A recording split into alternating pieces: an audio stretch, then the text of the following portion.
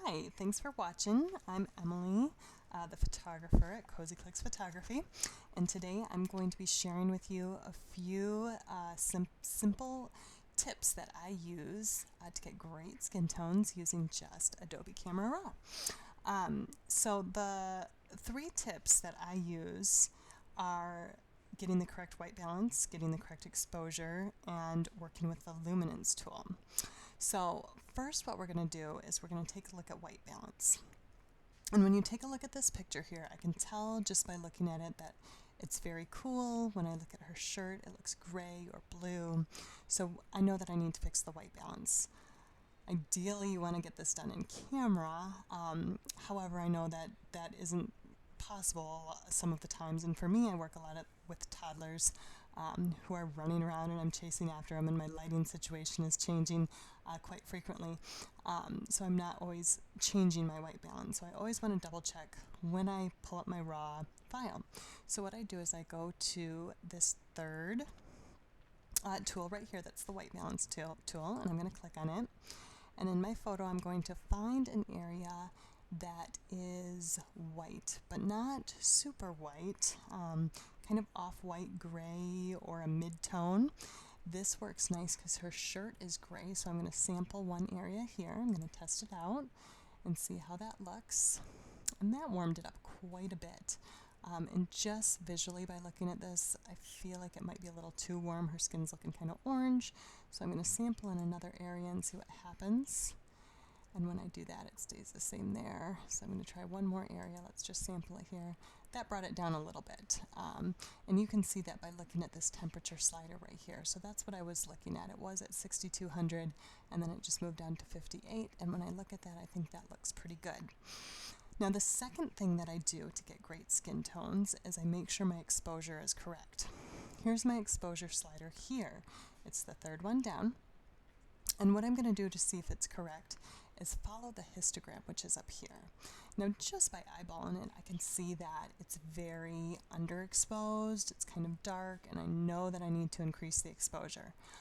By looking at the histogram up here, that kind of confirms what I see by my eye. Most of this bell curve here is to this side, which is telling me that I've got a lot of dark area in my photo. Now, ideally, you want to have a nice, beautiful bell curve, and you want to get everything right in the middle here. For this photo, it just might do that when we increase the exposure. However, sometimes you might have photos that have a real bright sky or something very dark on the bottom, and so using the histogram to get a great exposure might not work, but here it should work pretty good. So we're going to go down, and I'm going to click the exposure, and watch what happens to the histogram as I move it to the right. So you can see the bell curve is moving more toward the middle as I increase the exposure. And it looks like that really was underexposed quite a bit because I'm moving this up. I want to make sure that I'm not clipping anything, so I'm watching these little triangles up here. That's the highlight clipping warning. If that turns white, means there's too much clipping in there and it's not going to, the color's not going to come through. So this looks pretty good for exposure. So I'm looking at, remember, the skin tones. So we've gone through the white balance, we've adjusted the exposure, and the third thing we're going to do is work on the luminance. Now the luminance button is the fourth one over. It's right here. It says HSL and grayscale. I'm going to click on that. You've got three tabs here. The tab you're going to want to click on is luminance, and you're going to want to go down to your orange slider. Now watch what happens if I drag this all the way to the right. Okay. You see her skin gets very, very bright. Okay. Now look what happens if I drag it all the way down here. Her skin's very dark. Neither of those are very appealing, but what you should notice is that the area that's most affected on the photo is the skin. So that's why the orange works really well for this. So what I'm going to do is I'm going to take it back to 0, and we're going to bring it up just slightly. I'm going to kind of look at it. You can see the skin's already looking bright and more lively. I usually kind of eyeball it to where I think it looks good. Like I think it looks good there, but usually I don't want to overdo it, so wherever it looks good, I kind of bring it back a couple. So that looks really good there.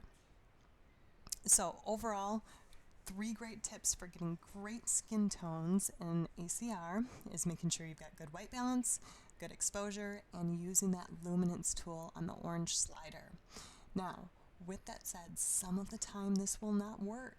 If you've got a subject that has real dark skin, it might not look right. Also, if you've got a photo where there's a lot of light shining through, or the subjects are very hazy with the sun shining, it might not work in that setting too. So these aren't tips. They're not one-size-fits-all tips. Okay. Let's take a look at the final result. And when we look at this, remember that we're just looking at the skin tone. That's what we worked on today. So let's close this out here. And right here is the final image. And obviously you see that there's other work done. I did color work in the background on her. I also did some work on the hair. I softened her skin a little bit. So there's more work done on the photo than just the skin tones. However, when I opened this up in Photoshop, I really did very little work to the tone of the skin, if anything, other than the 3 steps I showed you in ACR. And that's what I do for the majority of my photos that you see in my portfolio. So there you have it. Those are the 3 tips that I use for getting great skin tones. And if you want to read up more on this, I did do an article for Digital Photography School, and it is linked in my blog. So if you want to check that out and read a little bit more, I'd love for you to do that. Thank you so much for watching.